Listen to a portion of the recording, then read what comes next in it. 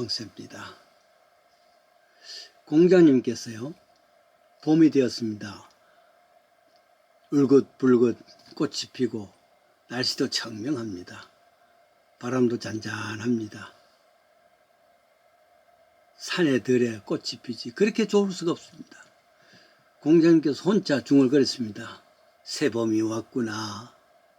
감격하지요. 옆에 계시던 사모님께서, 말하자면 공자님 부인께서 이 말을 듣고 마음이 들떴습니다. 여보, 그럼 우리 콩 뽑고 산보러 갑시다. 하자 공자님은 사모를 멀거니 바라보시다가 하신 말씀이 있습니다. 조문도임은 석사로도 가하다. 즉 말하자면 아침에 도를 깨치면 저녁에 죽어도 좋다. 이 말의 뜻은 공자님은 새봄이 되니까 도에 대한 생각이 깊은 뿌리를 내고 있는데 부인은 놀러가자 이런 말이죠. 그래서 거기에 대한 핀잔을 준 겁니다. 아마 사모께서는 머쓱했을 거예요. 손으로, 속으로 말이죠. 무슨 저런 남자가 있어? 맨날 도도 하시며. 사실 공자님은 사모와 뜻이 맞지 않았습니다. 소크라테스도 그 와이프하고 너무 뜻이 안 맞다 그랬죠. 그런데 둘 다 똑같아 보아라요. 배는 산으로 갑니다.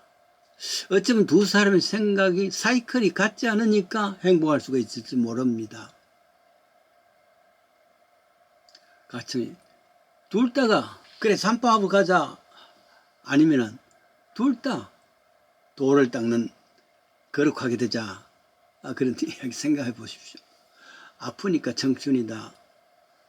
어떤 교수의 책 제목이었죠. 이를 패러디 한다면은 다르니까 부부다. 그렇게 말할 수 있습니다. 어쩌면은 아프니까 청춘이다 하는 책이 나왔지만은 다르니까 부부다. 이런 책 제목이 나올 만합니다. 신약성경 요한복음 6장을 읽으면서 비슷한 이야기를 생각했습니다. 제자들과 스승님의 생각이 전혀 다르단 말이죠. 즉 12제자들은 땅의 것을 생각하고 예수님은 하늘의 것을 생각합니다.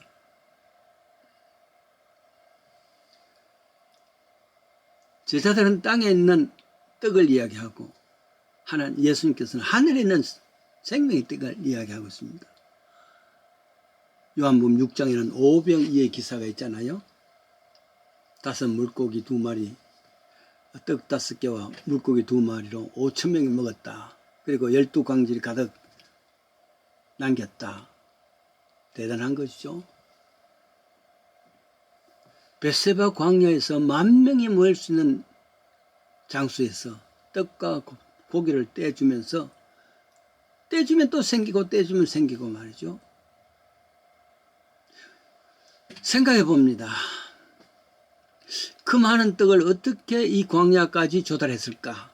두 번째로는 남은 떡은 누가 가져갔을까? 12광질이.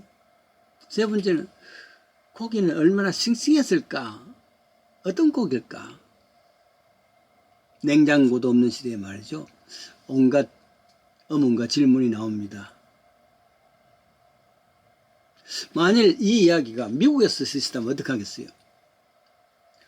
햄버거 5개와 소세지 2개로 5,000명을 먹었다. 이런 말이 될 것이고, 만약에 한국에서 이 사실이 있다면 주먹밥 5개와 물고기 뭐라도 좋고, 물고기 대신에 김치가 더 있었죠. 주먹밥 5개와 김치 2조각으로 5,000명을 먹였다. 이렇게 바꿀 수 있습니다. 달을 가르칠 때 손가락을 왜 보느냐 하듯이 핀잔하겠지만은 이것저것 생각할 수가 있습니다. 떡 5개, 물고기 2마리 강조되었지. 먹을 것을 주시는 하나님이시라는 본질을 잊어버리기 때문입니다. 즉 이 이야기가 그렇게 많은 사람이 주고 먹었단다. 혹은 아니면은 그 떡은 어디서 왔을까? 고기는 어떻게 싱싱했을까? 뭐 이런 모든 것은 다 비본질적인 이야기입니다. 본질은 뭐냐? 하나님을, 인간을 먹이시는 분이다. 그거 아니겠어요? 근데 서로 다툼 걷지 않습니다. 본질을 잃어버렸습니다. 땅에 대한, 떡에 대한 이야기만 하고 있습니다. 그러니까 사람들은 떠날 수밖에 없습니다. 이 떡 문제에서 오병이어를 통해서 예수님께서 사람들이 왕으로 모시려고 했습니다. 예수님은 그거 거부하죠. 왜? 하늘의 떡에 생각했으니까. 그래서 다 떠나고 난 뒤에 제자들도 남았습니다. 너희도 떠날 거냐? 주여, 영생의 말씀이 여기 계시는데 우리가 누기로 가니까 6장 68절의 말씀입니다. 바른 고백입니다. 영생의 말씀이 바로 영생의 떡입니다. 영생의 떡은 다른 말로 하면 영생의 밥이란 말이죠. 요한복음 6장 35절입니다. 내가 곧 생명의 떡이니 내게 오는 자는 결코 줄이지 아니할 터이요 나를 믿는 자는 영원히 목마르지 아니하리라. 성경에는 떡으로 표현했지만 사실은 우리에게는 지금 밥이죠. 생각해 보세요. 밥, 주먹밥 5개와 김치 2조각 이렇게 생각하면 됩니다. 한국 사람은 밥심으로 산다 그러지 않습니까? 아무리 음식 문화가 서양화되었다 할지라도 한국 사람은 밥심이 있어야 된다 그럽니다. 밥을 굶어본 사람이 많으니까 그렇게 할 수밖에 없죠. 이 밥에 고기, 이게 우리의 목표 아니었습니까? 몇 년 전만 하더라도. 그리고 얼마나 많이 굶어온 자의 서러움을 아십니까? 김지아 시인 있지 않습니까? 밥이 하늘이라고 했습니다. 밥은 하늘입니다. 하늘을 혼자 못 가지듯이 밥은 서로 나누어 먹는 것, 밥은 하늘입니다. 배가 고픈 자의 탄식입니다. 이는 1885년 농학 교주가 되는 최시영 이 사람의 2000 심천이라는 말이 있습니다. 그 사상은 밥이 하늘이다 그런 뜻입니다. 동학혁명이 무슨 전쟁과 사성과 이념에 얽매여서 전쟁을 일으킨 거 아닙니다. 백성들이 밥을 달라 그 말입니다. 그 욕망을 위해서 나왔습니다. 오병이어는 예수님 말씀은 떡과 고기가 중심이 아닙니다. 하나님이시란 말이죠. 이 사실을 통해서 아하, 과연 사람은 떡으로만 사는 것이 아니다. 하나님 말씀으로 사는 것이고 그 말씀이 밥이요 떡이란 말이죠. 그걸 확인하는 겁니다. 밥심으로 산다는 것은 결국 하나님 말씀으로만 산다는 겁니다. 말씀으로 살아가는 것이 믿음입니다. 이 밥이 생명의 길이라 그랬습니다. 요한복음 6장 27절이지요. 썩는 양식을 위해 일하지 말고 영생하여 있도록 하는 양식을 위해서 하라.